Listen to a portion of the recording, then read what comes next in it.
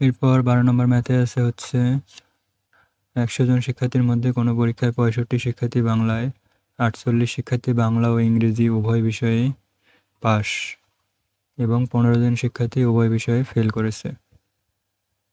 অর্থাৎ এখানে কিন্তু সাবজেক্ট দুইটা, একটা হচ্ছে বাংলা আর একটা হচ্ছে ইংরেজি। তাহলে উভয় বিষয়ে পাস করেছে হচ্ছে 48 জন এবং 15 জন শিক্ষার্থী হচ্ছে উভয় বিষয়ে ফেল করেছে। ক নম্বরে আছে সংক্ষিপ্ত বিবরণ সহ উপরের তথ্যগুলোকে ভেন্যচিত্রে প্রকাশ করো। তাহলে আগের ম্যাথের মতোই একটা ভেন্যচিত্র আঁকতে হবে। এখানে ক নম্বর আমরা একটা ভেন্যচিত্র আঁকবো। প্রথমে একটা হচ্ছে আয়তক্ষেত্র নিব, এরপর আমরা বৃত্ত আঁকবো দুইটা, যেহেতু দুইটা সাবজেক্ট তাহলে দুইটা বৃত্ত আঁকবো।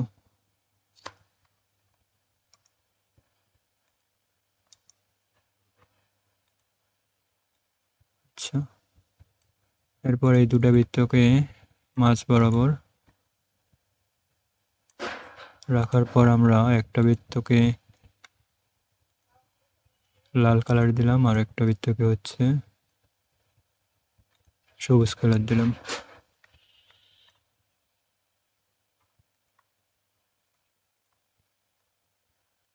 আচ্ছা, এখানে আমরা বাংলাকে হচ্ছে বি দ্বারা প্রকাশ করলাম, ইংরেজি সাবজেক্টকে ই দ্বারা প্রকাশ করলাম। তাহলে এখানে প্রশ্নে বলে দেওয়া আছে বাংলায় পাশ করেছে হচ্ছে 65 জন শিক্ষার্থী। যেহেতু এখানে মোট 100 জন শিক্ষার্থী আছে তাহলে আমরা পার্সেন্টেজে হিসাব করতে পারবো। অর্থাৎ বাংলাতে পাশ করেছে হচ্ছে 65% শিক্ষার্থী। এরপর আছে হচ্ছে 48 জন শিক্ষার্থী বাংলা এবং ইংরেজি উভয় বিষয়ে পাশ করেছে। এখানে উভয় কোনটা বোঝাচ্ছে? বি বৃত্ত এবং হচ্ছে বি বৃত্ত, উভয় বৃত্তর মাঝখানে যে অংশটা পড়েছে সেটা হচ্ছে উভয় অংশ বোঝাচ্ছে। তাহলে এখানে হবে 48%, অর্থাৎ 48% শিক্ষার্থী উভয় বিষয়ে পাশ করেছে। এখানে আমরা P1 দ্বারা তাহলে শুধু বাংলা বিষয়ে যারা পাশ করেছে তাদেরকে বোঝাবো, P2 দ্বারা হচ্ছে যারা উভয় বিষয়ে পাশ করেছে, আর P3 দ্বারা যারা হচ্ছে ইংরেজি বিষয়ে শুধু পাশ করেছে তাদেরকে বোঝাবো। এরপর এখানে P4 দ্বারা আমরা বোঝাবো যারা কোনো বিষয়েই পাশ করেনি, অর্থাৎ উভয় বিষয়ে ফেল করেছে। এই পুরা ঘনচিত্র বা আয়তাকার বক্সটিকে আমরা ইউ দ্বারা প্রকাশ করব। আচ্ছা, এখানে ভিন্নচিত্র আমাদের হলো, কিন্তু এখানে বলতে সংক্ষিপ্ত বিবরণ সহ, তার মানে কিছু বিবরণ লিখতে হবে। অর্থাৎ আমরা এখানে বিবরণ লিখবো। এখানে আয়তাকার ক্ষেত্র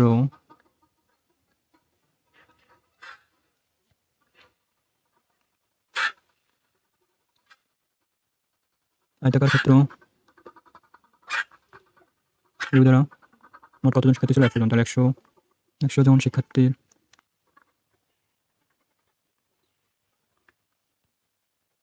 সেট এস এবং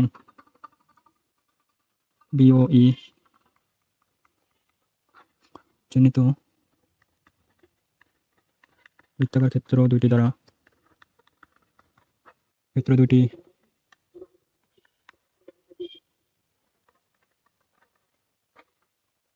যথাক্রমে ও ইংরেজি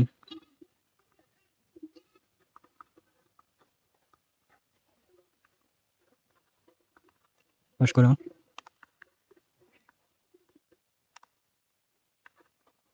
শিক্ষার্থীর সেট নির্দেশ করে। ফলে ঘনচিত্রটি 4টি নিশ্চিত সেটে বিভক্ত হয়েছে, যাদেরকে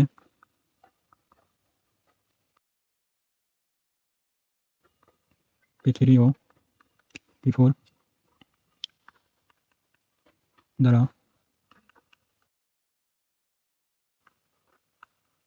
করা হলো।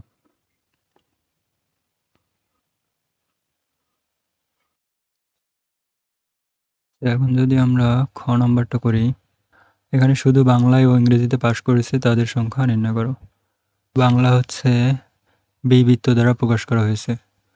এখন বি বৃত্তটির মধ্যে আবার P2 অংশ আছে, অর্থাৎ যারা উভয় বিষয়ে পাশ করেছে।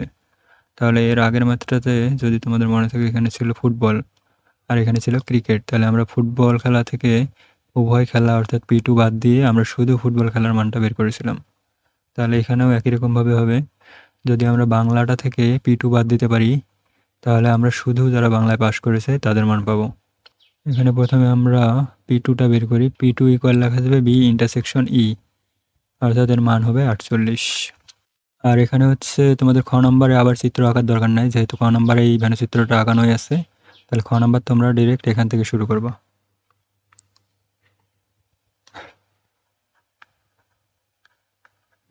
এখানে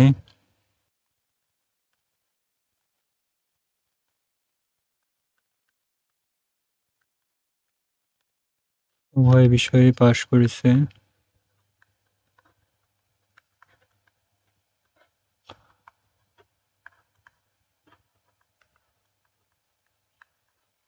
তাদের সেট হচ্ছে P2। এখানে এই যে P2টা হচ্ছে উভয় বৃত্তের মাঝে আছে, তাহলে উভয় বিষয়ে পাশ করেছে P2 ইকুয়াল লেখা যাবে বি বৃত্ত আর হচ্ছে এই বৃত্তর intersection, B intersection E equal মান কিন্তু দেওয়া আছে 48%, অর্থাৎ 48। এরপর আমরা শুধু বাংলায় যারা পাশ করেছে তাদের মান বের করব, অর্থাৎ শুধু বাংলায় পাশ করেছে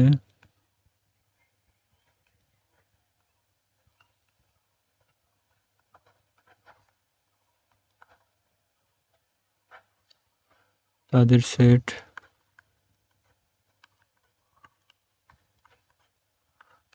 এখানে হচ্ছে আমরা P1 ধরছি, শুধু বাংলায় পাশ করেছে যারা। তাহলে P1 ইকুয়াল কি লিখবো, আগের ম্যাথটার মতোই, অর্থাৎ হচ্ছে আমরা যদি বি থেকে P2টাকে বাদ দিতে পারি তাহলে শুধু P1টা পাওয়া যাবে, অর্থাৎ বি বাদ P2। তাহলে বি এর মান দেওয়া আছে 65 মাইনাস P2 হচ্ছে 48, এখানে মাইনাস করলে হবে 17, অর্থাৎ শুধু বাংলায় পাশ করেছে হচ্ছে 17 জন শিক্ষার্থী। এখানে আমরা শুধু বাংলায় পাশ করা শিক্ষার্থীর সংখ্যা পেলাম 17। এরপর উভয় বিষয়ে পাশ করেছে তাদের সংখ্যা পেলাম হচ্ছে 48। আর এখানে কোনো বিষয়ে পাশ করেনি অর্থাৎ উভয় বিষয়ে ফেল করেছে তাদের সংখ্যা এখানে 15 জন দেওয়া আছে। তাহলে আমরা যদি ফেল করা শিক্ষার্থীর সংখ্যা 15 জন আর উভয় বিষয়ে পাশ করা শিক্ষার্থীর সংখ্যা 48 জন আর শুধু বাংলায় পাশ করা শিক্ষার্থীর সংখ্যা 17 জন যোগ করি, তাহলে মোট শিক্ষার্থীর সংখ্যা থেকে এই যোগফলকে বাদ দিলে কি পাওয়া যাবে, হচ্ছে P3। অর্থাৎ এখানে P1 আমরা বের করছি হচ্ছে 17, এরপর P2 হচ্ছে দেওয়া আছে 48, আর হচ্ছে এখানে P4ও দেওয়া আছে প্রশ্নে হচ্ছে 15। তাহলে দেওয়া নাই, শুধু হচ্ছে P3। তাহলে আমরা যদি P1 P2 আর P4 যোগ করি, এই যোগ করার পর মোট ইউ থেকে বা মোট শিক্ষার্থী সংখ্যা থেকে যদি এই মোট সংখ্যাটাকে বাদ দেই তাহলে পাওয়া যাবে হচ্ছে P3, অর্থাৎ যারা শুধু ইংরেজিতে পাশ করেছে। ঠিক আছে, অথবা আমরা এখন লিখব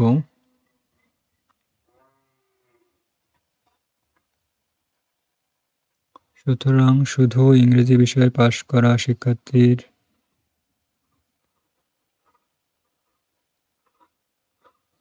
শুধু ইংরেজি বিষয়ে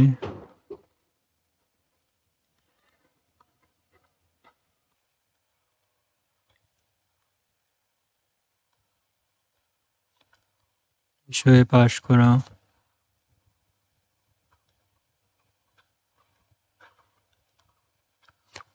শিক্ষার্থীদের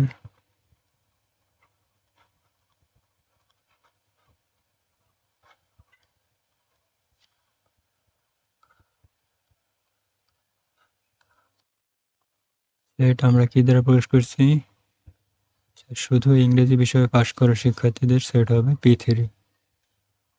তাহলে P3 ইকুয়াল মোট শিক্ষার্থীর সংখ্যা আমরা হচ্ছে ইউ দ্বারা প্রকাশ করছি। তাহলে ইউ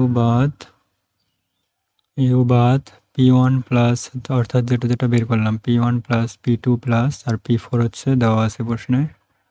তাহলে P1 plus P2 plus P4, মোট শিক্ষার্থীর সংখ্যা হচ্ছে 100 জন, বিয়োগ P1 এর মান হচ্ছে কত 17, P2 হচ্ছে 48।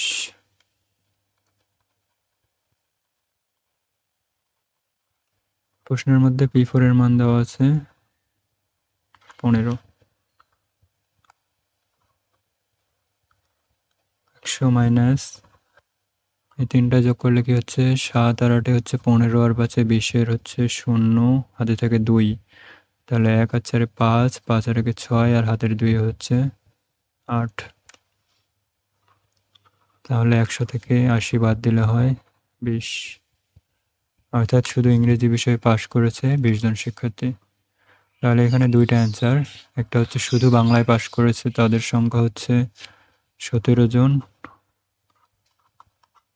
আর একটা শুধু ইংরেজিতে পাশ করেছে তাদের সংখ্যা হচ্ছে 20 জন। এই দুটাই হচ্ছে প্রশ্নের মধ্যে জানতে চেয়েছিল।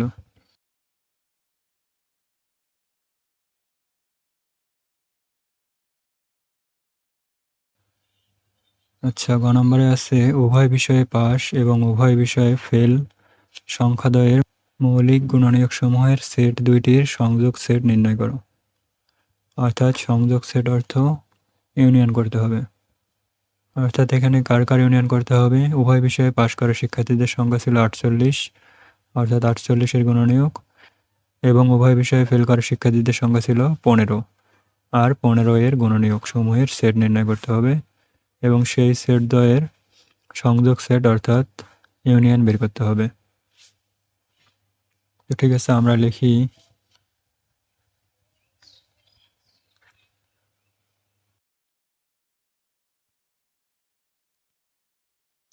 উভয় বিষয়ে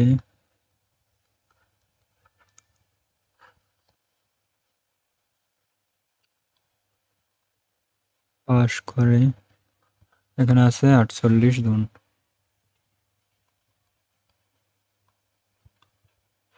অর্থাৎ উভয় বিষয়ে পাশ করেছে 48 জন, এবং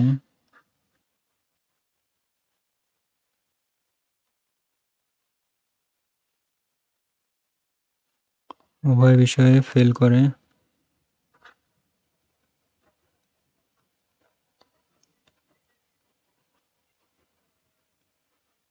15 জন। এখন আমাদের 48 আর 15 গুণনীয়ক সমূহের সেট বের করতে হবে, কিন্তু এখানে বলছে মৌলিক গুণনীয়ক সমূহের সেট। অর্থাৎ আমরা প্রথমে ধরি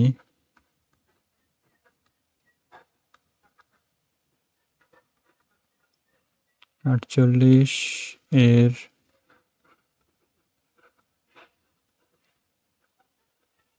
মৌলিক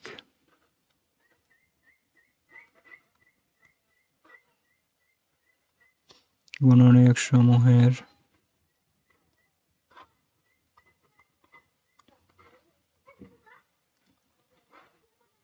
ইকুয়াল এ, এবং হচ্ছে 15 এর মৌলিক গুণনীয়ক সমূহের সেটকে আমরা ধরলাম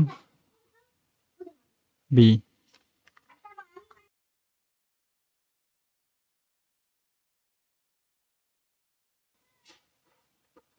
ইকুয়াল হচ্ছে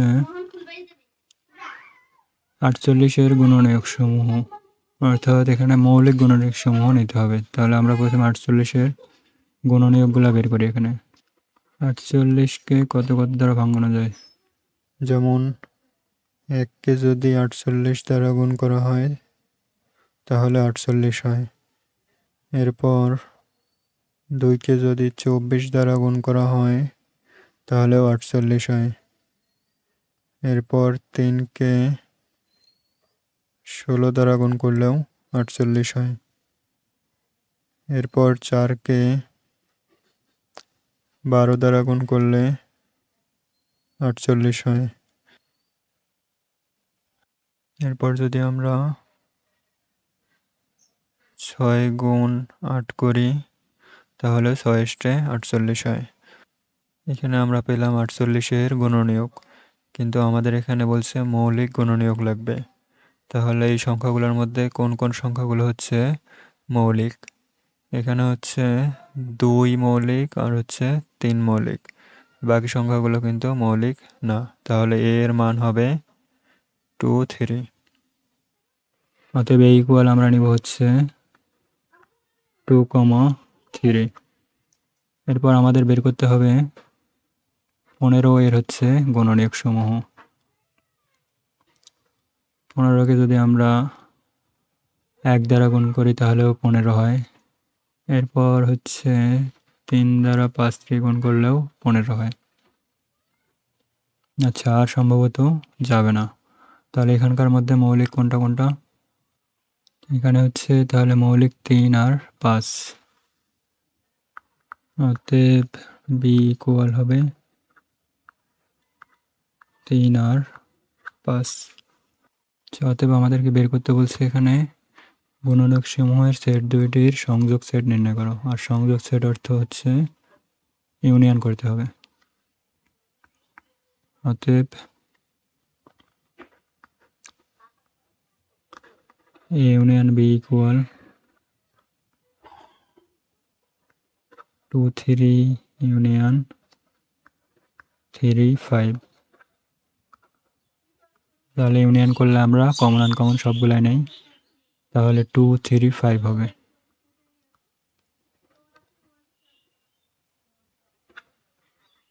এটি হচ্ছে অ্যান্সার।